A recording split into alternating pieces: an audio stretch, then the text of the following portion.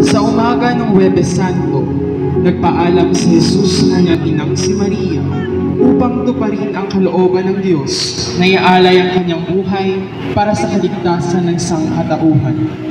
Bagamat pati ni Maria ang misyon ng kanyang anak, labis pa rin ang kanyang dalamhat sa nalalapit na pagkakahiwalay nila. Ipinaabot ni Jesus ang kanyang pag-unawa at hiniling sa ina na huwag magdalamhati sapagkat ito'y bahagi ng plano ng Diyos. Bago lumisan, tiniyak ni Jesus na sasamahan si Maria ni Juan. Kalahating pagpasok ni Jesus sa Jerusalem. Si Jesus ay pumasok sa Jerusalem sakay ng isang asno, isang simbolo ng kapayapaan at kababaang loob. Taliwas sa imahe ng isang matirigmang hari na dumarating sakay ng kabayo. Sa pamamagitan nito, tinupad niya ang hula ni Propeta Zacarias na nagbibig na nagsabi, ang Mesiyas ay darating na may kababaang loob. Ng Janet Villanueva at pamilya. Ito ay susundan ng banda ng Primero Uno.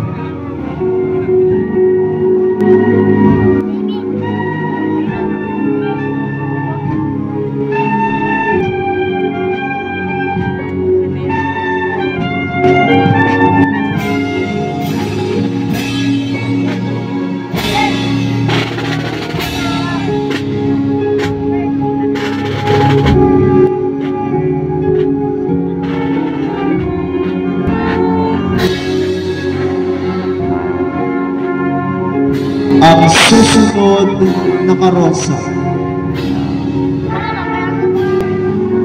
Ang huling hapunan.